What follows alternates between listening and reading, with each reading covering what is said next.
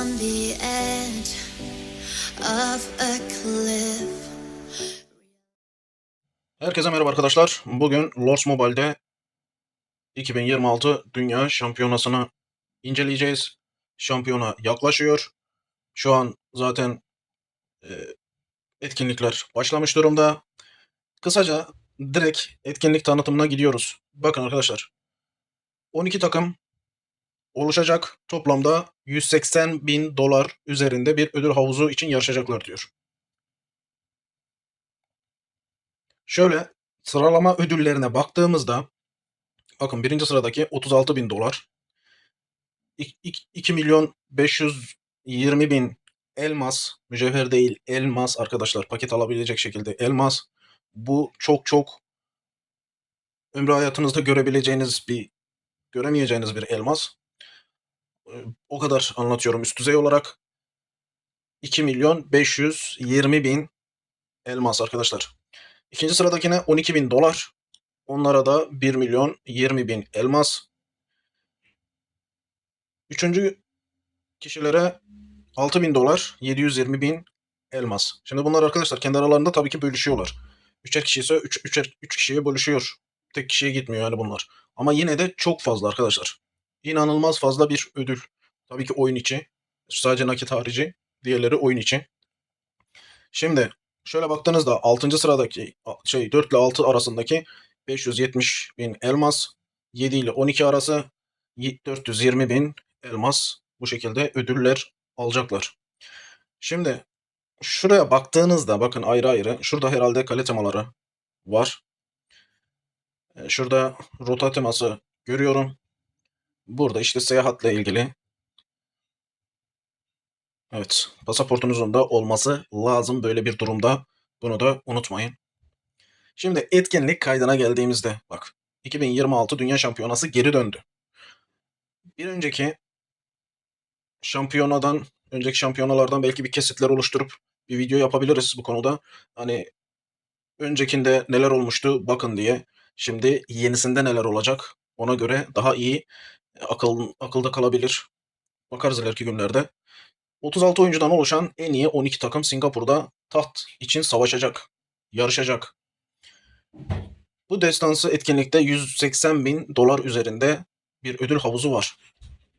Dünya Şampiyonası kupası, etkinlik madalyaları, nakit ödüller, oyun içi elmaslar, özel bir rota teması, avatar ve dekorasyon gibi nadir hazineler için mücadeleye katılın demiş.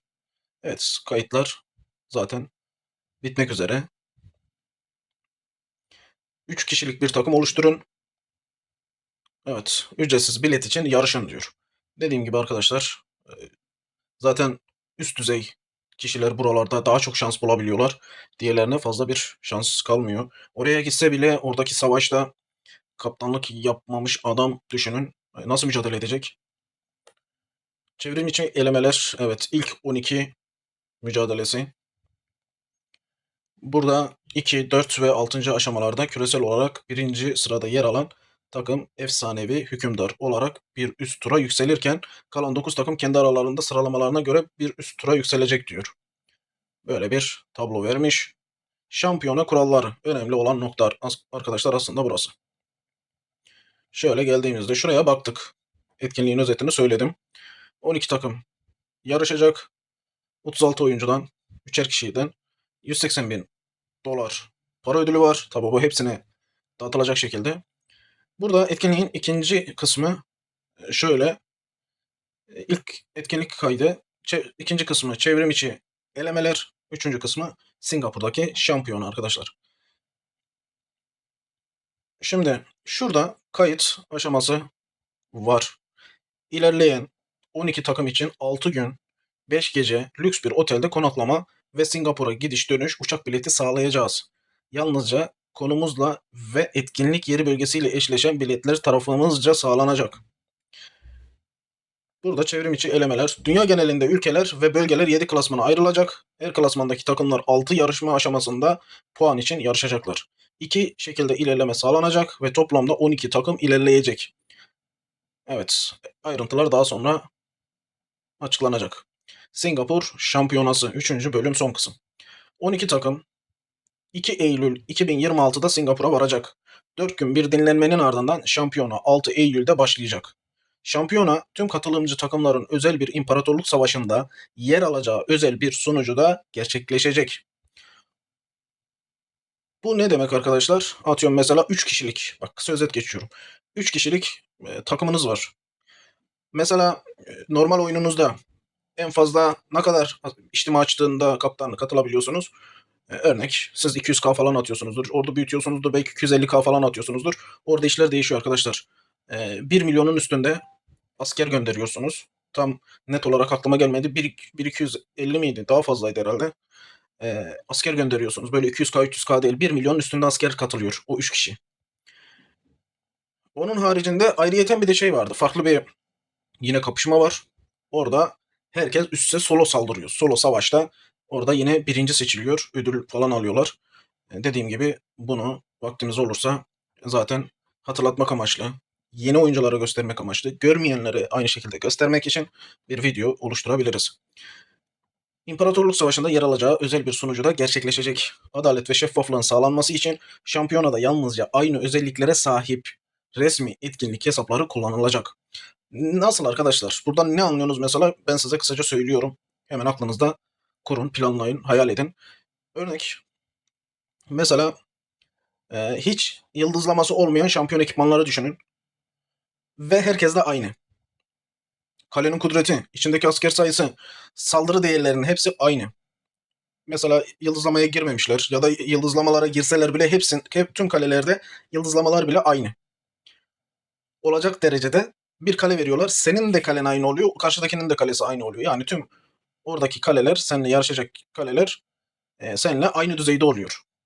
O şekilde savaşıyoruz. Ondan adalet ve şeffaflık sağlanmak amaçlı diyor.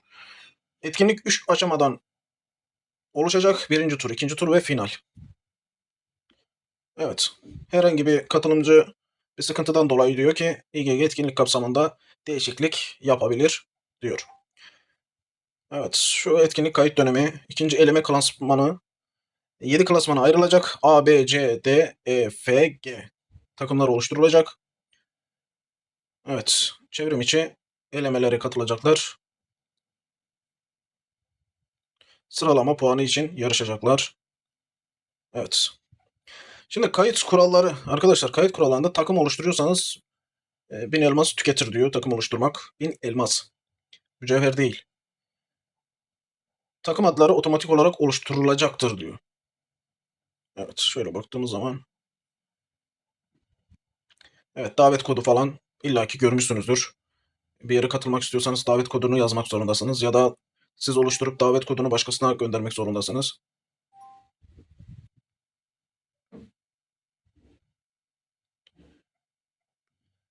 Takımınız başarılı bir şekilde elemeleri geçerse takım kaptanı etkinlik sayfasında takımın adını değiştirebilir. Takım adları yalnızca 3 karakter uzunluğunda olabilir ve benzersiz olmalıdır. Sizin ve takım üyelerinizin gidiş dönüş uçak bileti yalnızca kayıt alanınızla eşleşen bir konum için sağlanacaktır diyor.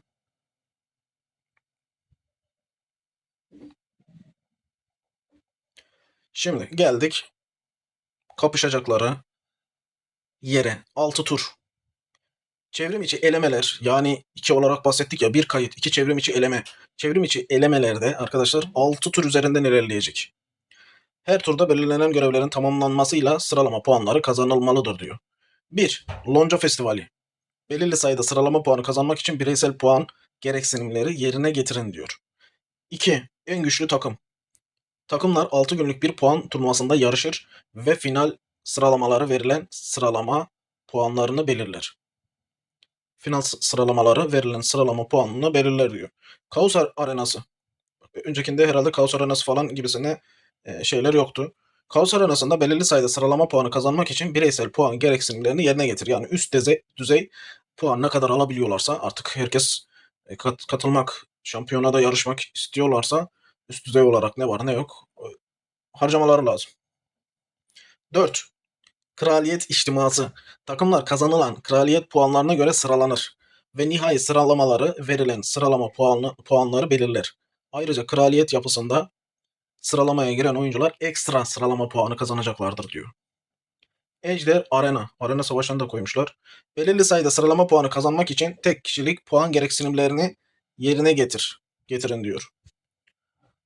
Altıncı ve son olarak kraliyet öncüsü 4. tur ile aynı demiş. Şurada. Evet.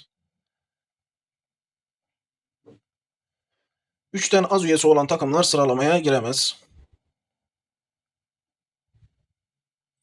3 takımın özel ilerleme ile ve 9 takımın klasman sıralaması formatında ilerlemesiyle 12 takım tur atlayacak. Zaten gösterdik tabloyu.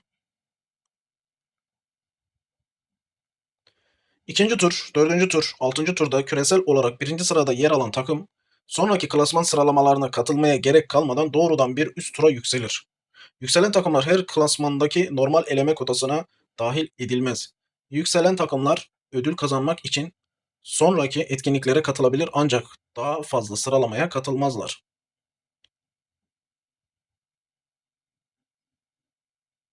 Evet. Burada detayları zaten yazıyor arkadaşlar.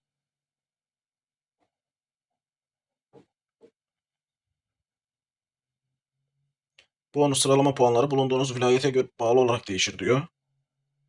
Birinci ve beşinci vilayetler bir sonraki en yüksek puanını sunar demiş. Evet.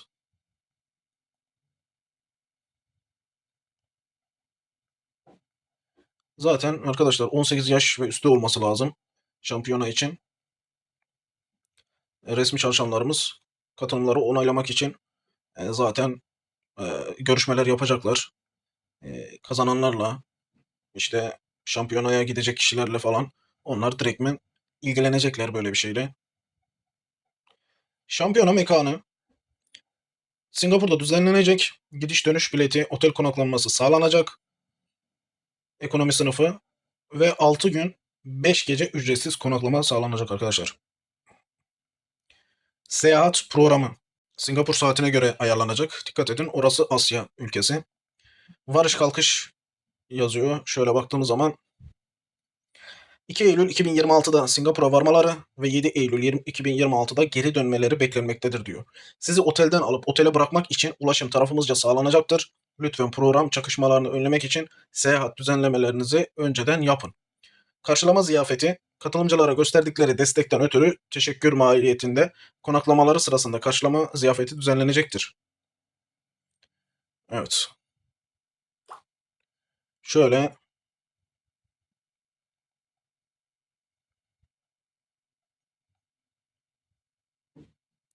şampiyona kuralları.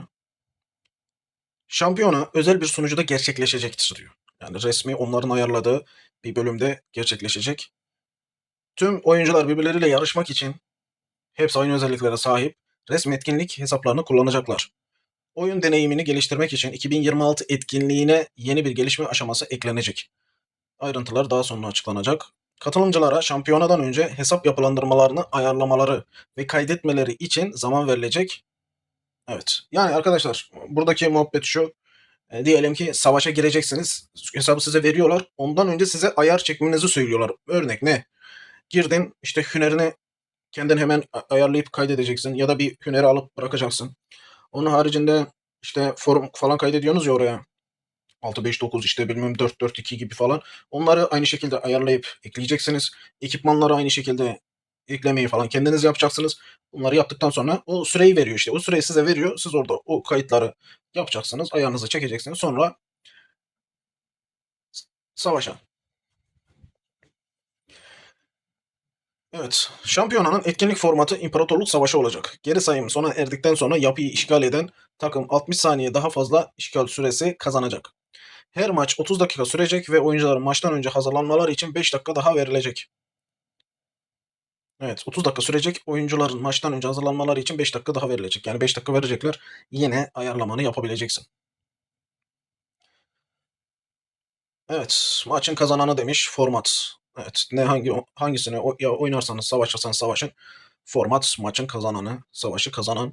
Singapur Şampiyonası sırasında 12 takımın 2 gruba ayrılması rastgele bir kura ile belirlenecek. A grubu B ve B grubu Takımlar kendi grupları içinde tek maçın kazananı formatındaki karşılaşmalarda yarışacaklar. Her gruptan ilk iki takım doğrudan finale yükselirken 3. ile 5. sıradaki takımlar eleme turuna geçecek.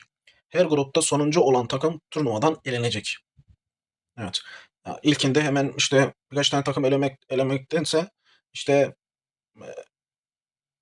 en sonuncu kimse birer grup elenmiş olacak ve sonraki aşamaya geçilecek. İkinci tur A ve B gruplarında, yani A'dan bir takım elenecek, B'den bir takım elenecek. İkinci tur A ve B gruplarında 3. ve 5. sıradaki takımlar, toplam 6 takım, bu aşamada mücadele edecek. İlk 2 takım finale yükselirken geri kalanlar elenecek. Evet, 2 tane takım finale yükselirken geri kalanlar elenecek. Ve final tek maçlık formatta yapılacak ve bir maç son 6 sıralamayı belirleyecek. 2 veya daha fazla takımın aynı final işgal süresine sahip olması durumunda sıralamalar şampiyonluk sunucusu verilerine göre belirlenecek. Evet, program burada. Birinci tur A grubu, B grubu, ikinci tur, sonra final. 6 Eylül 2026 tarihinde gerçekleşecek dedik. Özel durumlar olabilir. Değişiklik yapılacak diyor. Evet, tüm üyeler zamanında gelmezse etkinliğe katılımları iptal edilir diyor. Üye eksikliği olursa, evet, takım tarafından kazanılan nakit ödüller yalnızca hazır bulunan takım üyelerine verilecek diyor.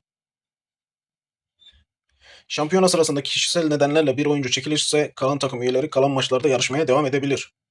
Şampiyona sırasında cihaz sorunları veya ciddi bağlantı sorunları gibi kontrol edilemeyen faktörler varsa katılımcılar el kaldırarak durumu görevlilere bildirebilir.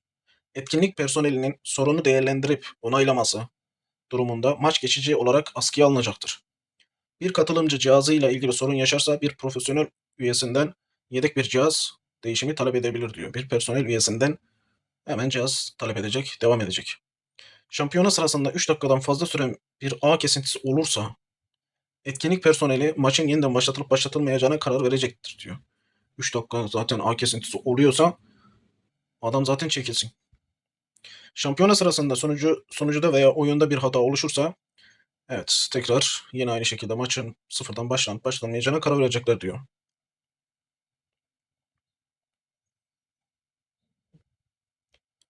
Davranış kuralları. Katılımcıların dostluk çerçevesinde hareket etmeleri ve uygun gördüğü kuralları sürdürmeleri, sözlerinin ve eylemlerinin yasalara uygun ve kurallara uyumlu kalmasını sağlamaları beklenmektedir.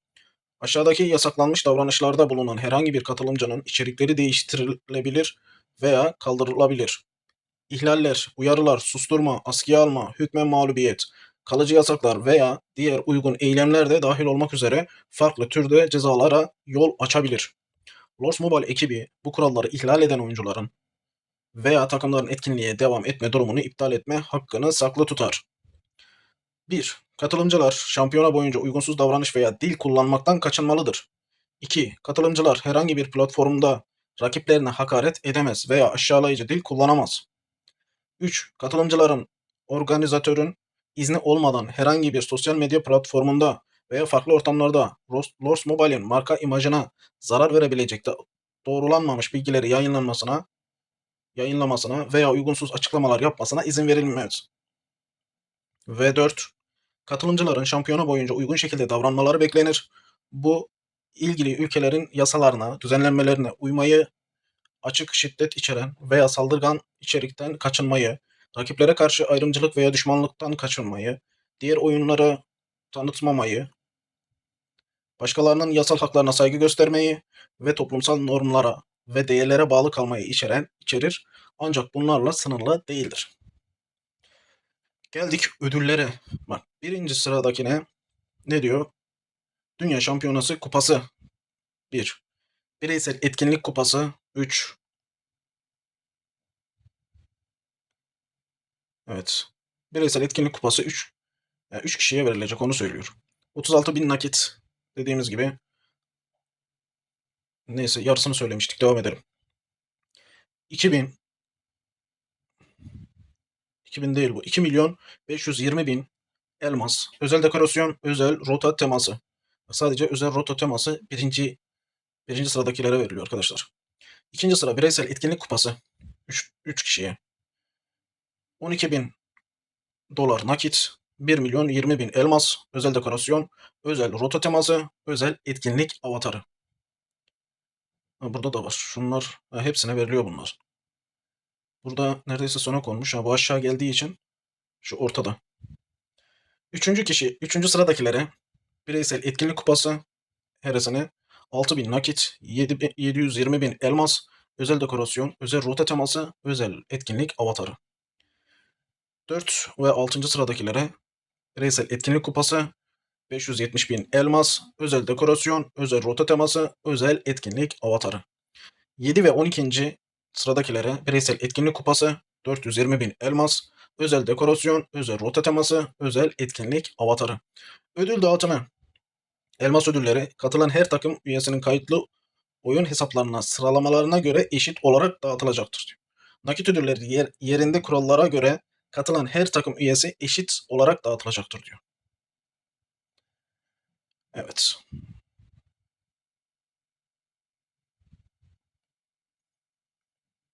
Evet, düzenlemelerde de diyor ki etkinliğe katılarak kazanılan nakit ödüllerden %20 vergi kesilecek ve beyan edilecektir demiş.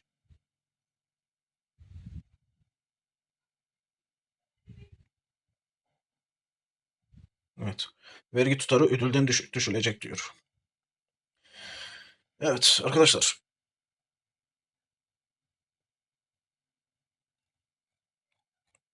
Kısaca demiyorum. Etkinliği başından sonuna kadar götürdük. Anlattık. Belki izliyorsunuz, belki sizden ilgilendirmeyen kısım çok. Ama hiç olmazsa şampiyonayla ilgili bilgilendirmeniz olmuş olsun. Geçen sene mesela farklılıklar vardı. Bu sene yine farklılıklar var. Hiç olmazsa nasıl yapıldığını, neler olduğunu, nasıl ödüller alındığını, işte öncekinde ne kadar ödül dağıtıldığını, şimdi ne kadar ödül dağıtılacağını gibi şeyleri siz de öğrenmiş olursunuz böylelikle.